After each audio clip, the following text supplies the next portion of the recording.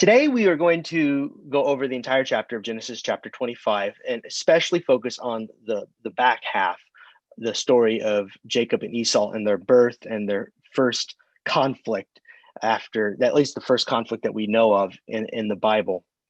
And I have to say, from the onset, I had to really fight the impulse to fold this story in Genesis chapter 25 into the story that we find in Genesis chapter 27, where we see Jacob at it again, duping his brother Esau for another prize, their father's blessing.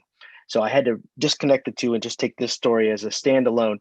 And we will, of course, learn more about the nature of the relationship and the fallout here in a couple of weeks. But for now, Jacob enters the scene. Abraham took another wife and was productive.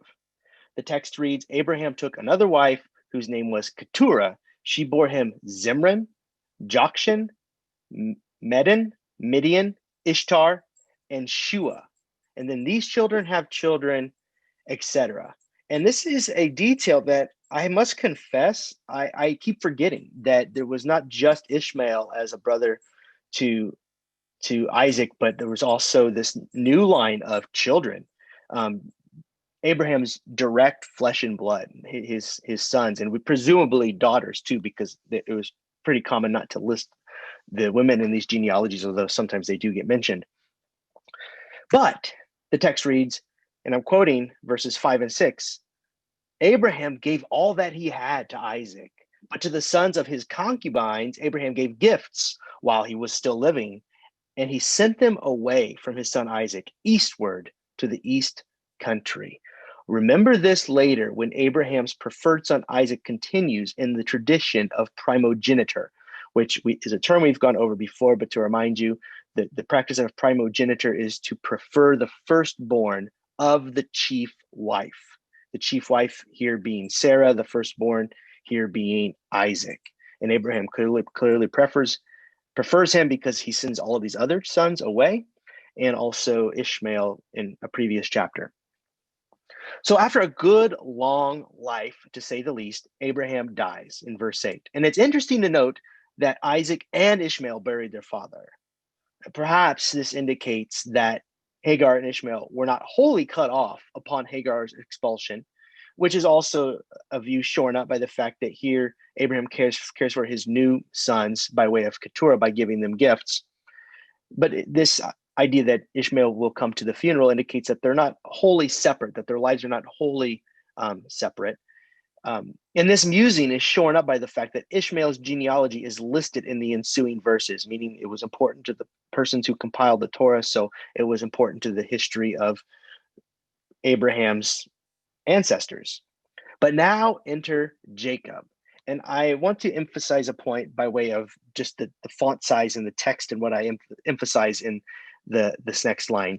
Abraham, Isaac, and Jacob, because as I would have noticed in this time going through the book of Genesis, is that Isaac really doesn't get very much airtime. He is mentioned when they list the patriarchs, or when they list the kind of God in the New Testament that they serve, the God of Abraham, Isaac, and Jacob, as if they were on the same tier. But if you were just going by sheer volume of airtime that they get in the scriptures, amount of mention, Jacob really does take the cake. He doesn't get as much mention as Abraham, of course, but he, once we arrive at Jacob's life, we will be learning stories about Jacob all the way until the Joseph novella about Jacob's son Joseph and their sojourning into Egypt.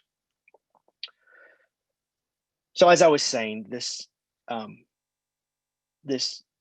chapter pivots into a story about Rebekah's bearing of twins and what would ensue. And here's where we will pick up the story. Verse 19 of chapter 25. These are the descendants of Isaac, Abraham's son. Abraham was the father of Isaac, and Isaac was 40 years old when he married Rebekah, daughter of Bethuel, the Aramean, of Paddan Aram, sister of Laban, the Aramean. Isaac prayed to the Lord for his wife because she was barren, and the Lord granted his prayer, and his wife Rebekah conceived. So immediately we see a reprise of an old familiar theme. aging would-be parents, and a barren wife. However, by now we have learned that God is good to keep the promises made to Abraham. Apparently, we don't need the same lesson again here. So the tension resolves itself quickly in one verse. Isaac prays and Rebekah conceives. No chapter upon chapter upon chapter of waiting. No Isaac taking a concubine and having a son by way of his servant, as it was the case with Abraham and Hagar. One prayer, Rebekah conceives. Now, this theme will come up again in more dramatic fashion in Genesis chapter 30 as it relates to Jacob and his two wives, but more on that in a few weeks. The text continues. The children struggled together within her, and she said, "If it is to be this way, why do I live?" So she went to inquire of the Lord, and the Lord said to her, "Two nations are in your womb, and two peoples born of you shall be divided. The one shall be stronger than the other. The elder shall serve the younger." This these two verses really give us Israel's interpretive lens for this story. This was the primary lens through which they interpreted this story and the interactions between Esau and Jacob. And the lens is basically this in a nutshell. This story is a story meant to help the Israelites understand the complicated and often violent relationship they had with their regional neighbors, the Edomites. Tradition taught that Esau was the forefather of the people of Edom, Israel's sometimes rival. The enmities between these brothers and the nations later identified with them seem to be baked into the pie from the beginning, in their souls or in their skin, at least according to this story. But there are other lessons here as well. And can we just take a moment to sit with Rebekah in her torment? And here is one of the other lessons that I just referenced. The tension in the womb is so tumultuous. She wants to die. This is, in microcosm, the story of humanity and motherhood specifically writ large. Brother fights brother, nation fights nation, tribe against tribe, the whole while mothers weep for their children damaged in the fray. And remember, God is our divine parent. The implication, God is pained by our conflict as a mother is pained by two children warring in the womb. So her pain is repeated again and again throughout the history of humanity. Verse 24, when her time to give birth was at hand, there were twins in her womb. The first came out red, all his body like a hairy mantle. So they named him Esau. Afterward, his brother came out with his hand gripping Esau's heel. So he was named Jacob. Isaac was 60 years old when she bore them. As was just mentioned, this text is meant to help, in part, explain a regional rivalry. One clue is in the language in the story. This is actually probably, I should have written, the primary clue as to what's going on here. All this talk about red stuff. Esau is red, and later red soup. Probably it was a lentil soup, but it's described as a red soup or red stuff, depending on the translation. Well, it turns out red in Hebrew is admoni, which signals Esau's ancestry of Edom. They share the same root word. And this is so we have some wordplay going on here that the people who spoke Hebrew would have picked up on right away. Also, with this description of him as hairy, is Seir. And this echoes the word Seir, a region in Edom. And this loosely motivates the name Esau, which is a combination of these two words, red, hairy, Esau, from this place called Seir, and red, which is a linguistic link to the word Edom, this other nation that Israel would contend with in years to come. Now, Jacob's name is as blunted as it is descriptive. It's almost not even a word play. It means in Hebrew, heel. And this would serve as a permanent linguistic reminder that the one who would become the patriarch came second, came on the heels of the firstborn. So far as the hereditary line was concerned, this is a reversal. Here is a breaking with tradition and exceptions.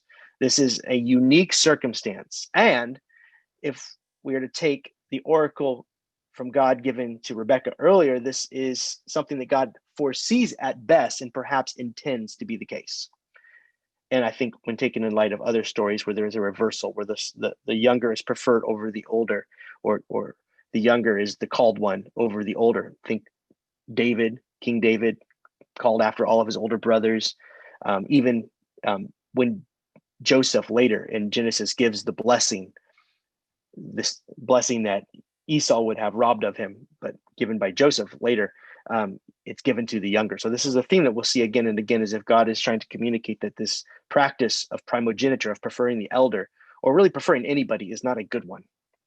More on that later. Verse 27. When the boys grew up, Esau, oh, and I forgot to change that picture. That's from last lesson. Well, there you have it. When the boys grew up, Esau was a skillful hunter, a man of the field, while Jacob was a quiet man, living in tents. Isaac loved Esau because he was fond of game, but Rebekah loved Jacob. Fritham writes, the author describes the young men by referring to two ways of life that often stood in tension. Esau with those who are at home in the wild, on the move with animals, and Jacob with those who live a more settled pastoral way of life. The writer characterizes Jacob with the word time or tame, which both the NRSV and the NIV translate as quiet or mild-mannered. It normally means innocent or upright. You can read that word repeated in the book of Job, translated as innocent and upright, as it relates to Job's character, which seems appropriate, at least at this point in his life. Lowry writes, Esau was a hunter and Jacob a farmer. Given the biblical editor's aversion to killing, this is an implicit theological comment not only on the twins, but on the communities descended from them. Edomites and those like them are descended from a people with an inclination to violence, whereas Israel comes from stock that, at its best, lives in covenant with other elements of creation. However, the notion of covenant is not idealized, as we see in the next verses. Or my paraphrase, what is intended by God is not actualized by the players, the persons, as they utilize their own volition and free will, as we will see in the coming verses. So Isaac loved / preferred Esau, and Rebekah loved / preferred Jacob. And you can ask the question, why? Why this favoritism? Fritham offers a plausible explanation for this. He writes, the author offered no specific reason to explain Rebekah's love for Jacob, but we may suppose it relates to what she knows about Jacob from the oracle. Remember, she has inside information about what the future for her two sons will be, and this might have tilted the balance in favor of Jacob, as she had this inside information. As for Isaac's greater love for Esau, this is far more simple. This would have been all too common in those days, as the firstborn was always the eminent child, held in higher esteem than the others. But either way, this will eventually lead to troubles. And again, I keep alluding to chapter 27, but then also what comes after. 29. Once when Jacob was cooking a stew, Esau came in from the field, and he was famished. Esau said to Jacob, let me eat some of that red stuff, for I am famished. Therefore he was called Edom. Jacob said, first sell me your birthright. Esau said, I am about to die. Of what use is a birthright to me? Jacob said, swear to me first. So he swore to him and sold his birthright to Jacob. Then Jacob gave Esau bread and lentil stew, and he ate and drank and rose and went his way. Thus Esau despised his birthright. A birthright, writes Fritham, is namely the conferral of rights and privileges on the eldest son, normally, and it entails leadership position in the family and establishes claims regarding inheritance, indeed a double share of it. No small matter. Hybert writes in the Common English Bible Commentary, the oldest son had unique rights, including primary share of the family's wealth when his father died. Though Esau gave his rights as oldest son to Jacob, only their father's formal recognition of one son would confirm that son as his legitimate heir. And I picked a silly cartoon to caption to illustrate this one. And I just want you to know I found a lot of this sort of thing. This, I guess it's funny, but it sort of trivializes what's going on here, trivializes the tension between the two brothers. trivializes what's at stake, one's very inheritance. And also, I noticed a common theme was making Esau appear to be this hapless sort of goon. So here, I guess, is a reminder that our theology often comes out in our artwork. The art that we create follows our theology or our assumptions about this story. And the common denominator is Jacob, though he's being tricky fella, good, basically, smart, cunning, all of these things. And perhaps he is all of those things. But then Esau, uncouth, hairy, red, buffoon. This comes out again and again in the artwork. And I'm going to push against that notion here in a few moments. As a matter of fact, right now. And here again is another sort of illustration that was fairly common. Many commentators note how short-sighted and consequently unwise this story reveals Esau to be. Is he a dupe or a victim? After all, who would exchange their inheritance for a bowl of red stuff, probably lentil stew? This is more than a valid point. The author, on the other hand, presents Jacob as a clever and opportunistic individual who knows what he wants. He takes advantage of a brother in need, of which Esau is later rightfully critical, and his hospitality to his brother contrasts with both Abraham and Lot. He carefully covers the legal bases when the opening for advancement presents itself, having Esau swear an inviolable oath in the urgency of the moment regarding the transfer of his birthright. This is a quote from Friedman. I forgot to write down his name from the New Interpreter's Bible Commentary. The point being, either way you cut it, if Esau, let's just say he is the thickest, dumbest guy ever, Jacob's actions are, let's just say, not okay.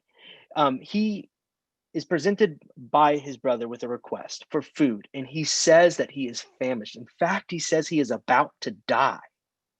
So we should consider taking Esau at his word, maybe give him the benefit of the doubt. He claims that he was so famished that he was about to die. And if this were true, then his exclamation, I am about to die, of what use is a birthright to me, is actually quite astute, even wise. If you were given the choice between your parents' inheritance or some large lump sum of money or status in your very life, which would you choose? So perhaps this is more than hyperbole, in which case Jacob's actions should be considered beyond cruel. But even if we are meant to read Esau's words as an exaggeration, Jacob's actions are by no means the actions of a good and decent brother or friend. So let's just say that the common version of Esau is in fact the correct one, which I'm not saying it's not. It could be that he is just not too bright or too overindulgent, or chases his desires down with too much of a passion, his hungers and all of those things. Perhaps he's a bit of a glutton. Who knows? Either way you cut it, Jacob's actions, taking advantage of the moment, are not kind. He has certainly taken advantage of an opportunity over a person in a manner that most would consider unethical. Could you imagine doing this to one of your siblings? In fact, I can think of one instance where I officiated a funeral where a family was torn apart precisely because of the family farm. The family farm. One brother undercut all the others, profited off of the selling of land, and inherited the lion's share of the family farm. And I literally saw this happen, something similar to this happen, in a way that was on paper legal and technically correct, but still not a correct thing to do, not a morally right thing to do. Richard Lowry gives us another way to view the character of Jacob. In writing, the second child emerges from the womb gripping the heel of his brother. Rebecca names the first boy Esau and the second Jacob, a verbal form of heel, which means something like to attack at the heel. That is to hamstring the competition. With Jacob in the house, Esau would do well to watch his back, as we will discover in the ensuing chapters. So that's the end of chapter 25. Some takeaways. Esau's actions were short-sighted. I actually think that is a good point to make. And this has been one that's been taken away from this story for millennia. So I wouldn't want to push against the tide of 2,000, 3,000 years worth of teaching on this story, that Esau does bear the responsibility for his actions. So unless things are truly dire, we ought to try to forego satisfaction in the short term if this means sacrificing a much more profound treasure. Frisch writes, a later writer condemns Esau more severely when he calls him immoral or irreligious because he sold his birthright for a single meal. And he is speaking of the writer of the book of Hebrews. So this narrative is deep in our tradition. This interpretation is certainly there, and I don't want to throw it off. However, preferring one child over another naturally leads to inequalities and resentment. And here's where I think you can pull the lens back and look at the broader picture. And instead of wagging your finger at Jacob or wagging your finger at Esau, trying to decide who's most to blame, we can actually look at the whole system that they were born into, the culture and the practices that they were born into, and have some negative things to say about it. As I said, preferring one child over another naturally leads to inequalities and resentment. This is true both of siblings and specific family units, but has collective implications as well. If God is our divine parent, then God must not prefer any of God's children over any other. The God of infinite love loves all. The inequalities and resentments are our own doing. Biblical interpreters have long seen stories like this one, a story in which the tradition of primogeniture is turned on its head as a signal that God wills things to be different. In fact, in this story, God foretold of Jacob's future in the form of an oracle, verse 23. Jacob's consequent deception need never have occurred. It is possible that we are meant to see Jacob's actions in light of his grandfather Abraham's actions when he took matters into his own hands instead of trusting God, like when Sarai convinced him to take Hagar as a mother of a child, or when he twice held up Sarah as his sister to try to get out of a jam in Egypt, and then later with Abimelech. So maybe this is another one of those stories where if Jacob had the trust and reliance on God he should have had, things need not have spiraled into the circumstance that we will find him in when he is on the run in the ensuing chapters. Because this is just the beginning, the opening segue into a new, longer narrative about Jacob basically on the run and learning lessons. But before we go on from this chapter, I'd like to consider again the opening verses of chapter 25 on the same theme of resentments born out of inequalities as it relates to who we prefer, which children we prefer, and broadly speaking, which children that our maker prefers, which I believe that God doesn't prefer any one person over another, or as the colloquial translations of the Bible put it, God is no respecter of persons. But before I go, I'd like to consider the opening verses of chapter 25 that we just skimmed over quickly initially, which read, Abraham took another wife, whose name was Keturah. She bore him Zimran, Jokshan, Medan, Midian, Ishbak, and Shua. Jokshan was the father of Sheba and Dedan. The sons of Dedan were Asherim, Letushim, and Leumim, having trouble with these names. Leumim. The sons of Midian were Ephah, Epher, Hanok, Abida, and Eldah. All these were children of Keturah. Abraham gave all he had to Isaac, but to the sons of his concubines, Abraham gave gifts while he was still living, and he sent them away from his son Isaac eastward to the east country. Why did I put myself through the reading of names that I could not pronounce? Well, because each of those names that I cannot pronounce represents an individual, a person, and by extension, a family and a people, and by extension, a tribe and a culture that were also children of Abraham, that were sent away. If you think that perhaps the twins Esau and Jacob were set up onto a collision course by way of their family dynamics, imagine what it would be like for these other children of Abraham, sent away from their father and from their inheritance. True, they were given gifts, but they by no means left with the lion's share or even a fair share. Their children would live in neighboring countries, looking across the border and very aware of the inheritance denied them by virtue of their parentage, wrong mother, and birth order. Born in the wrong place in the wrong time to the wrong person, as if anyone could help that. The point is this. To the extent that we allow inequalities to persist in our societal structures, we will experience continued resentments, hatreds, rivalries, and conflicts. This is what we expect. As a matter of fact, I call your attention to this genealogy, this family tree that I just took a portion of and put into the slideshow. I found not more than a few of these family trees that completely cut out Keturah's line, completely cut it out and did not include it. And I think there's something to be said for that. So we conclude. We should treat our neighbors, friends, children, and strangers with the dignity that is, in fact, their true birthright. Both brothers should have been given the family farm, Jacob and Esau, and all other children that were born of the woman Abraham valued as less than. We cannot redress these sibling rivalries alone. It could have begun with Abraham. Isaac should have learned. Jacob, he may well learn some lessons along the way. In fact, we will find that he does. Maybe there is a moment of grace here, grace enough for us to learn and to do different. At some point, we must redress the sins of our parents. We all know what happens when we don't. We're living it.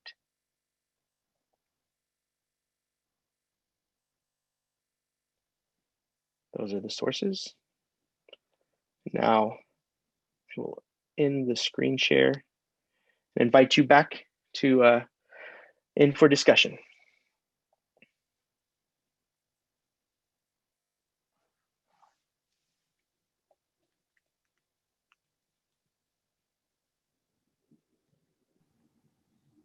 Can't hear you, Sue. You're muted still.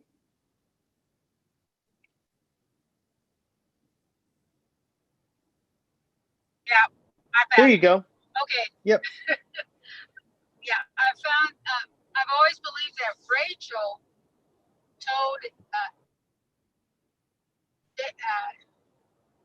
Jacob that he was special and that he should be better and things should come to him and not to Esau. And I think that's why he has the idea when it's time to sell the stew to his brother for his birthright. He thinks, okay, this is my time. I'm going to get something. He was certainly enabled by his mother. We'll find in this chapter, it just says he was loved by Rachel and consequently Esau by Isaac. But in chapter 27, she is pulling the strings. I had to do some work to separate these two stories because I wanted to take them each in their own right. But yet, I mean, if you're to fold what comes later into today's story, you have to imagine that that Rebecca's preference for him has filled his head with a sense of importance and place that perhaps could have come to him naturally with or without that sort of interference. But yeah, it just goes to show that whenever a child is preferred over another, it's going to end in enmity between the two. It just seems inevitable.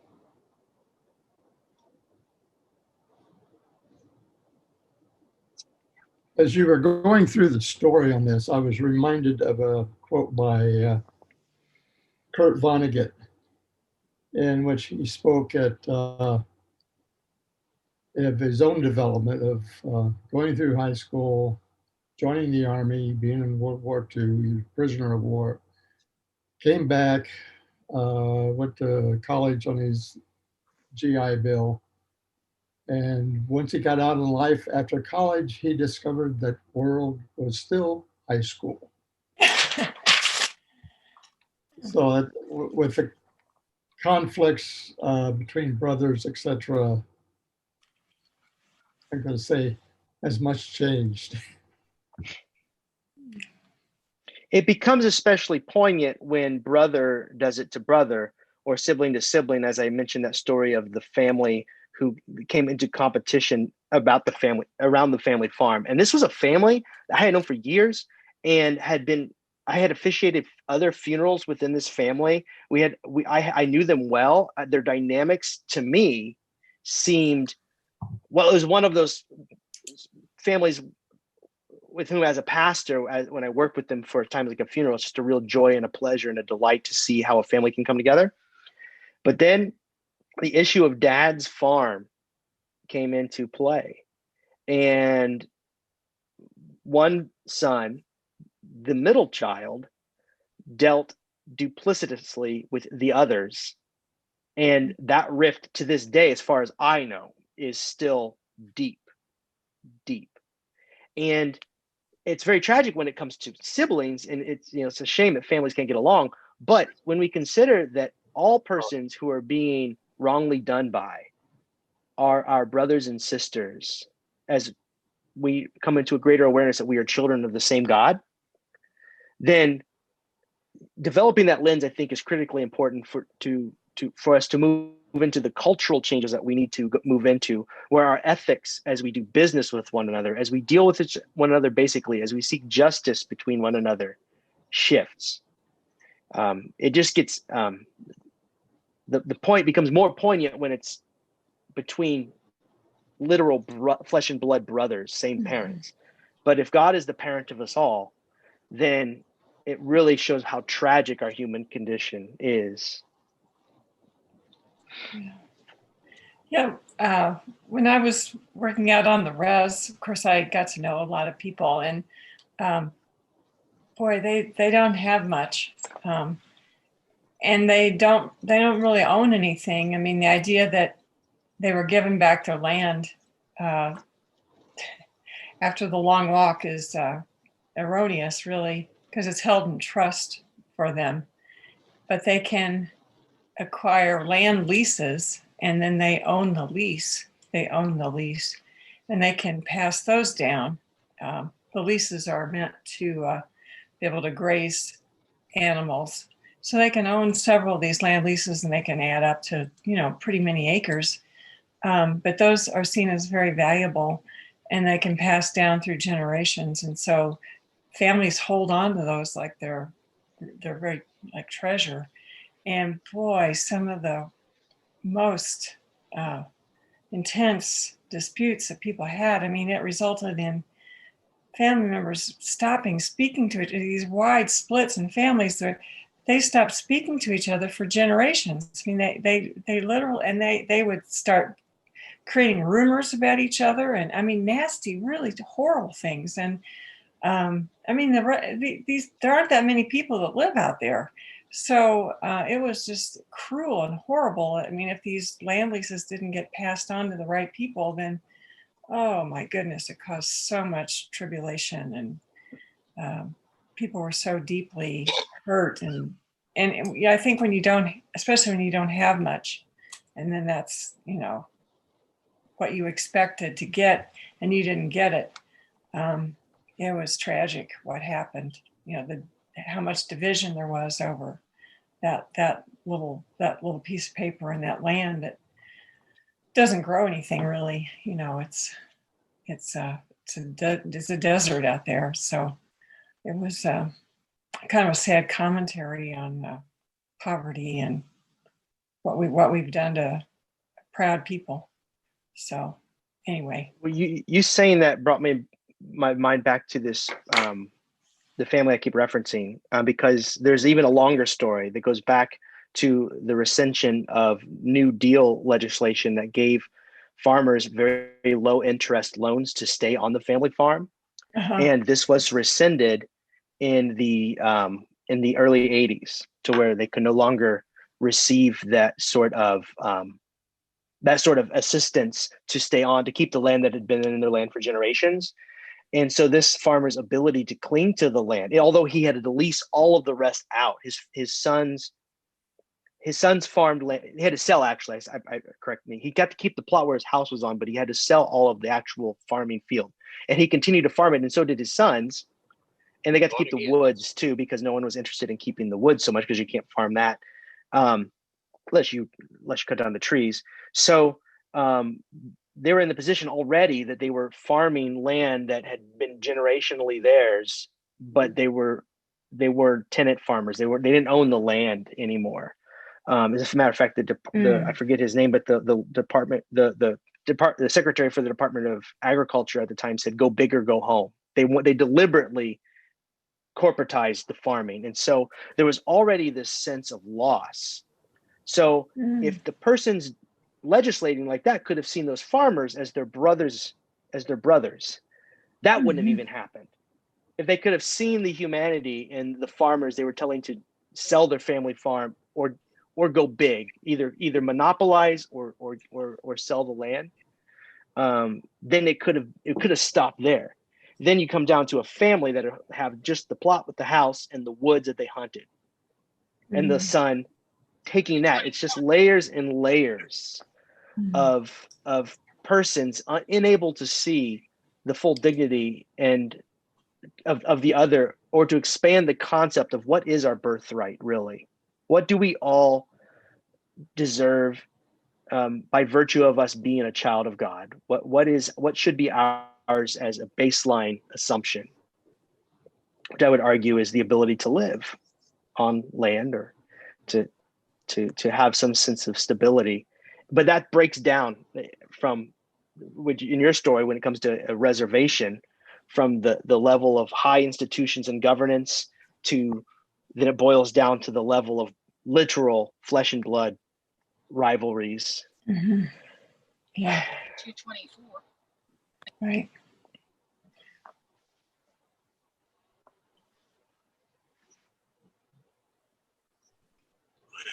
So I've been reading Hebrews, and in chapter 11, it brought out the fact that Esau was actually regretted. He actually regretted giving away his birthright, and something in the scriptures is, but even tares could not bring back the birthright to him. He was stuck with what he'd done, in other words. Yeah, I was talking with my brother, trying to remember the other times that Esau was mentioned in the Christian scriptures, and I don't want to speak out of line when I think that Hebrews may be the only instance of that. No, I'm not. I'm going to type it in.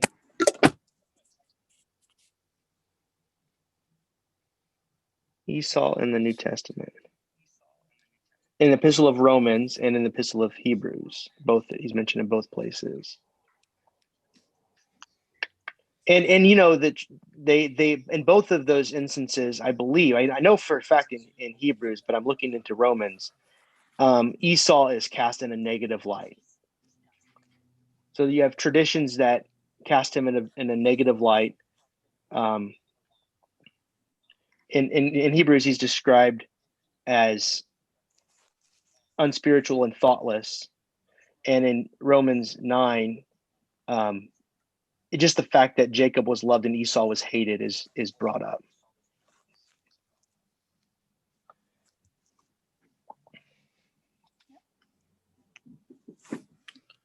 He stopped for gas, so I'm disconnected.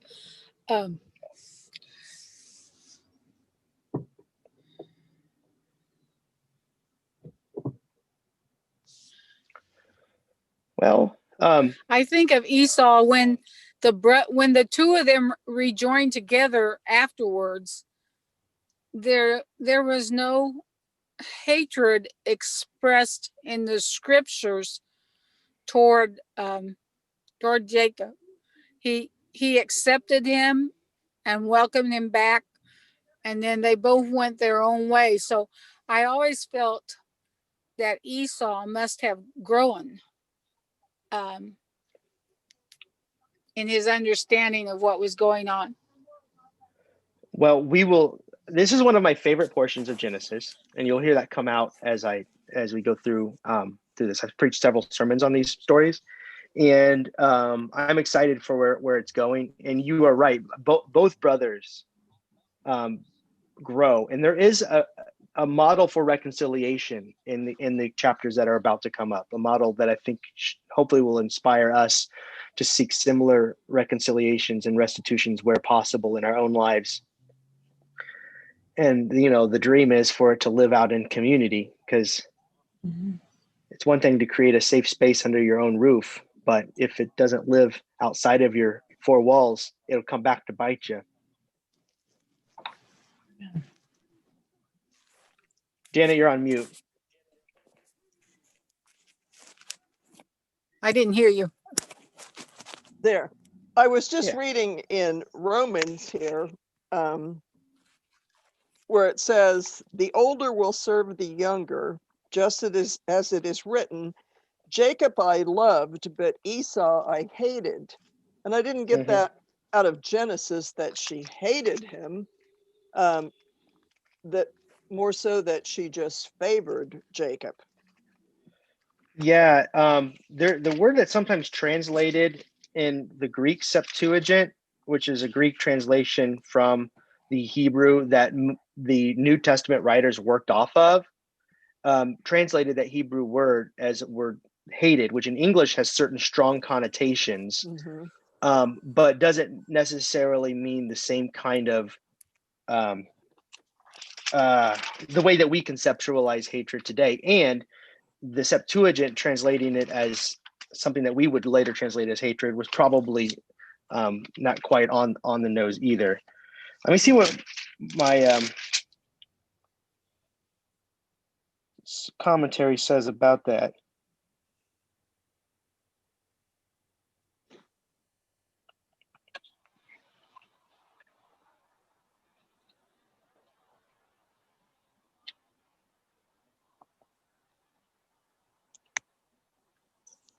This one, the one I have in my hand, doesn't say much more, but I can look more into that. But that is, I think, the right explanation. But it does imply, if not visceral hatred, like God hating, it implies a rejection of a way of being, symbolized by these two nations, Edomites. Well, it just came across kind of strong, I thought. It certainly does. Yeah. Don't you think that maybe he hated him because he rejected what was right?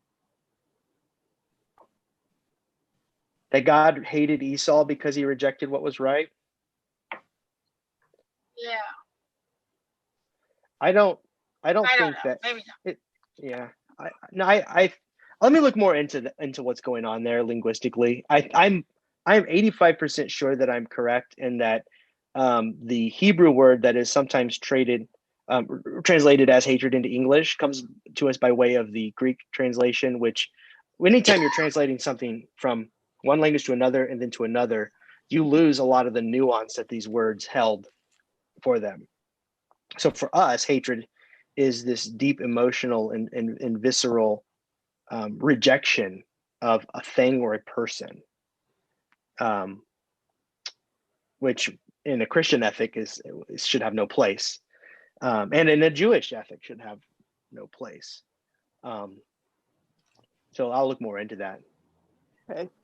So I have I want a little clarification. We're saying this, was it the scholars who were saying that Rebecca loved Jacob, and we think that was because she was given that information from this oracle that he would be the older would serve the younger. What? It's a hypothesis. What? I don't buy it. I don't know. I don't buy it. I mean, I don't think so. So parents just have their favorites, don't they? I mean, and if you have a son that likes to hang around the house with you, don't you just, you're around him more? I mean, that makes sense. That makes sense. It makes her sound like she's a I don't know, an opportunist. I mean, she's waiting for biding her time when he's going to inherit Well, chapter 27 does show her to be that opportunist. Okay. She facilitates at every step. All right. Well, maybe so. At this point, I guess with that. But I don't think we know that, though. I mean, that was just one hypothesis I found in one commentary. And even the person writing it was like, who knows? Maybe it was because she came into the picture with this.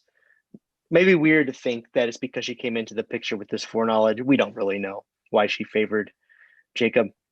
I think that the idea that because he was a homebody is at least as plausible. It's a lot more relatable. We can all understand what it is. I mean, even me as a parent who strive to show no favorites, I've spent a lot more time with Josie as she's the eldest, and we share a lot of overlap in our interests. And so I find myself, and Kelly has to remind me, she's like, you need to go take June somewhere. You've been doing a lot with Josie. And while I would never call that favoritism outright, I do understand this sort of the natural flow of the relationships that develop in a household, as even amongst parents and children. I'm just trying to hold these scholars' feet to the fire and not give the women like bad vibes. Yeah.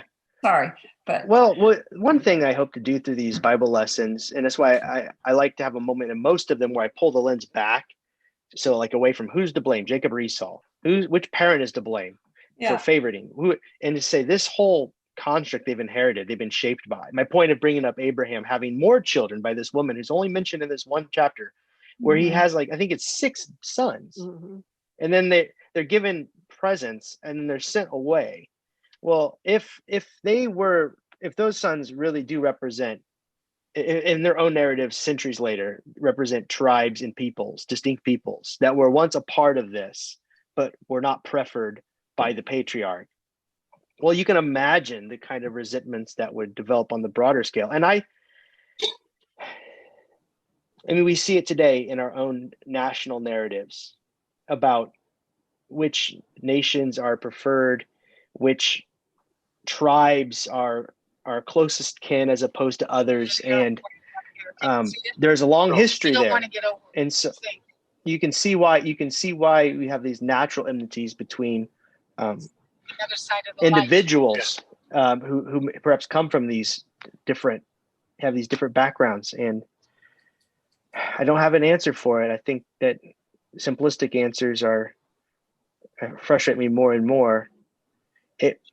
If I sneak one more preaching before we go, this is why I throw my hope in with the message of the gospel of Jesus, because it calls us towards this reckless hope that there is a power in God that will resolve these tensions, which I can't see happening anytime soon.